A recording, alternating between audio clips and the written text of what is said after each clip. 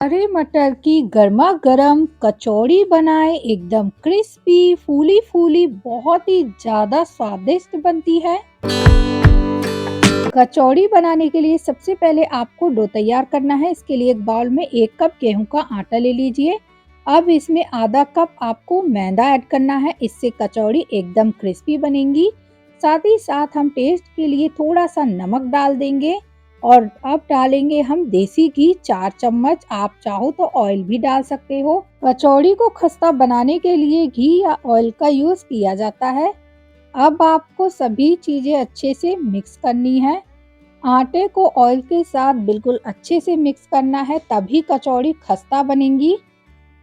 जब ये अच्छे से मिक्स हो जाए तो हाथ में आपको थोड़ा सा आटा लेकर इस तरीके से मुट्ठी बांधना है हल्के हाथ से। अगर मुट्ठी भरने लगे तो बिल्कुल अच्छे से मोमन लगा है आटे में। कचौड़ी जो है बिल्कुल खस्ता बनेगी। अब आपको थोड़ा थोड़ा पानी इसमें ऊपर से डालकर डो को तैयार करना है। अगर मुट्ठी बाइंड ना हो तो आप इसमें और घी या ऑयल डाल सकते हैं। यहाँ पर अब फटाफट से हम डो को तैयार कर लेते हैं।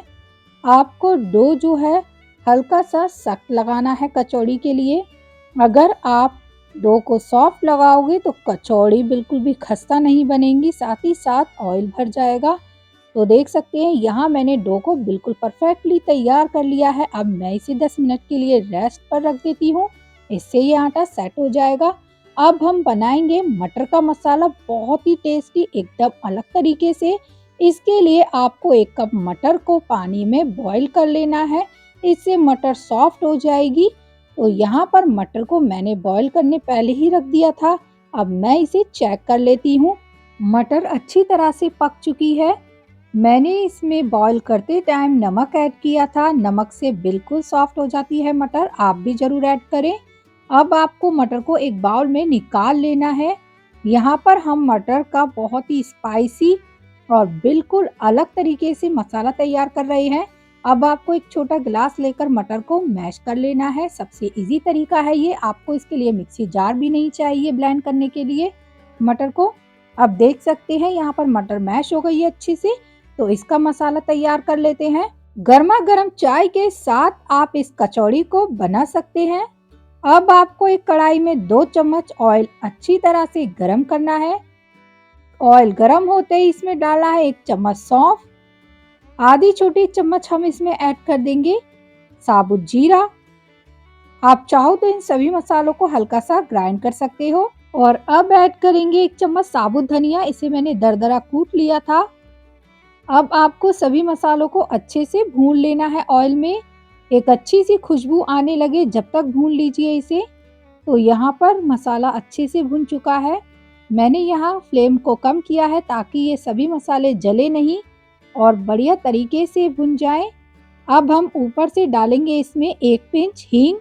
हींग से बहुत ही अच्छा फ्लेवर आता है कचौड़ी में और पेट के लिए भी हींग अच्छी होती है। अब इसमें हम मैश की हुई मटर को डाल देते हैं। यहाँ पर हम कुछ घर के ही बेसिक मसाले इसमें डालेंगे स्टफिंग को चटपटा बनाने के लिए। सबसे पहले हम इसमें डालेंगे ढेर सारा हरा धनिया बारीक काटा हुआ। और अब ऐड करेंगे आधी छोटी चम्मच काली मिर्ची पाउडर। साथ में डाल देंगे हम आधी छोटी चम्मच लाल मिर्ची पाउडर। थोड़ी सी हल्दी डाल देंगे, साथ ही साथ थोड़ी सी डालेंगे चीनी, इससे स्टफिंग बहुत ही बढ़िया बनती है। अब हम ऊपर से डाल देंगे 1 चम्मच नींबू का रस और सभी चीज़ों को अच्छे से मिक्स कर लेंगे। कचौड़ी के लिए मटर की स्टफिंग को एकदम ड्राई कर लेना है आपको। मटर की कचौड़ी एक ऐसा नाश्ता है जिसे खाकर आप कभी बोर नहीं होंगे। एक बार आपने ये खा ली तो आप इस कचौड़ी को बार बार बनाएंगे। अब इसमें हम 1 चम्मच बेसन डाल देते हैं और इसे अच्छे से चलाएंगे। थोड़ी देर और पका लेंगे स्टफिंग को। बेसन हमने इसलिए डाला है जिससे कि मटर की स्टफिंग एकदम ड्राई बने। 1 से 2 मिनट तक और पकाना है जिससे कि बेसन अच्छे से भुन जाएगा, बिल्कुल भी कच्चा नहीं रहेगा। तो यहाँ पर स्टफिंग बनकर तैयार है। अब मैं नमक डाल दूंगी। नमक आपको जब डालना है जब आप कचौरी बनाने वाले हो, उसी टाइम आप मसाले में नमक डालिए लास्ट में। अब यहाँ पर हमारा मसाला एकदम रेडी है। नमक को अच्छे से मिक्स कर लिया है। इसे मैं एक बाउल में निकाल लेती हूँ। तो देख सकते हैं एकदम चटपटी मसालेदार मटर की स्टफिंग बनकर तैयार है। अब यहाँ पर आपको थोड़ा मसाला लेकर इसकी बॉल्स बना लेनी है, ताकि जब हम कचौरी बनाएं तो फिल करने में आसानी होगी। ये सबसे इजी तरीका होता है कचौरी बनाने का। अब यहाँ पर मैं थोड़ा सा मसाला और ले लूँगी और इसकी भी बॉल बना लूँगी। आप इस मटर के मसाले को पराठे के लिए भी बना सकते हैं। इससे पराठे भी बहुत ही ज़्यादा टेस्टी बनते हैं। तो यहाँ पर मैंने मटर के मसाले की बॉल बनाकर तैयार कर ली है। अब हम इसे कचौरी में फिल करेंगे। तो आइए बनाते हैं। सबसे पहले आपको डो देख लेना है जो हमने रेस्ट पे रखा था। एक बार इसे हाथों से अच्छे से मसल लीजिए, इससे ये एक सा हो जाएगा। मैंने यहाँ पर आटे को अच्छे से मसल लिया है। अब मैं यहाँ पर इसकी लोई बना लेती हूँ। तो इस तरह से आप कचौरी के लिए लोइयाँ बनाएं। इससे लोई जो है बिल्कुल भी नहीं खुलती है, फ्राई करते टाइम बहुत ही अच्छे से फूलती है। अब आपको इस लोई को फ्लैट कर लेना है। इसे मैं बाउल में रख देती हूँ। ऐसे ही मैं सभी लोइयाँ बनाकर तैयार कर लूँगी। कचौड़ी के लिए लोई को थोड़ा बड़े साइज का बनाया जाता है। पूरी से ज़्यादा आटा लिया जाता है लोई बनाने के लिए। सभी लोइयों को पहले एक साथ बना लीजिए, इससे कचौरी बनाने में बिल्कुल भी टाइम नहीं लगेगा। अब आपको एक लोई लेनी है और इसे आपको किनारी से फ्लैट करना है। जिस तरह से कटोरी होती है इस तरह से आपको इसे बना लेना है और बीच में हमें यहाँ पर इसके मसाले को फिल करना है। तो मैं एक बॉल ले लेती हूँ।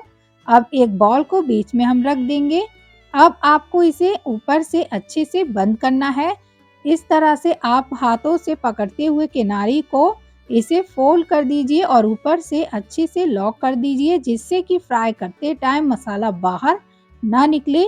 अब मैं यहाँ पर इसको फ्लैट कर दूंगी कचौड़ी को और हथेली से इस कचौड़ी को हल्का सा हम बढ़ा लेंगे। बिना कचौड़ी को बेले आप हाथ से ही इसे बना लीजिए। मैंने ये प्लेट में रख दी। अब एक और लोई लेकर किनारी को हम इस तरह से हाथों से फैला लेते हैं और बीच में एक बॉल को लेकर रख देंगे। अब इसकी किनारी को पकड़ते हुए अच्छे से ऊपर से हम लॉक कर देंगे कचौड़ी को और बस इसके बाद आपको कचौड़ी को ऊपर से हाथों से फ्लैट कर देना है और हथेली की सहायता से इसे कचौड़ी को बढ़ा देना है। जितने साइज की आपको कचौड़ी बनानी है उतना आप इसे हथेली से बड़ा कर लीजिए और इसे प्लेट में रख दीजिए। एक एक कर मैंने यहाँ पर सभी कचौड़ियों को बना लिया है। अब यहाँ पर सभी कचौड़ियाँ बनने के बाद मैं इसे फ्राई कर दिखाऊंगी। कचौड़ी को फ्राई करने का तरीका अलग होता है। आपको ऑयल को गरम कर लेना है। कचौड़ी डालते टाइम ऑयल हल्का ठंडा होना चाहिए, तेज गरम नहीं होना चाहिए।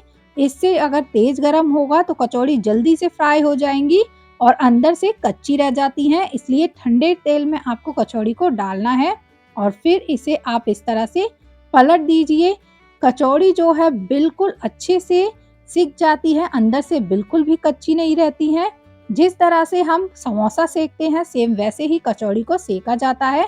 तो यहाँ पर देख सकते हैं मटर की कचौड़ी कितने अच्छे से फूल गई है और मैंने इसे बहुत ही अच्छे से सेक लिया है। उलट पुलट कर हम कचौड़ी को सेक लेंगे। अब यहाँ पर इसे ऑयल से निकाल कर प्लेट में रख लेती हूँ। तो इस तरह से आप इस मटर की कचौड़ी को फ्राई कीजिए। मैंने यहाँ ये प्लेट ले ली है, इसमें कचौड़ी को रख देती हूँ। सभी कचौड़ियों को हम एक एक कर सेक लेंगे। तो यहाँ देख सकते हैं हमने एकदम फूली फूली कचौड़ी बनाकर तैयार कर ली है। अब मैं इस कचौड़ी को तोड़कर दिखाती हूँ कितनी खस्ता बनती है ये। तो इस कचौड़ी को मैंने हाथ में ले लिया है और हाथों से प्रेस करेंगे तो देख सकते हैं कितने अच्छे से टूटी है।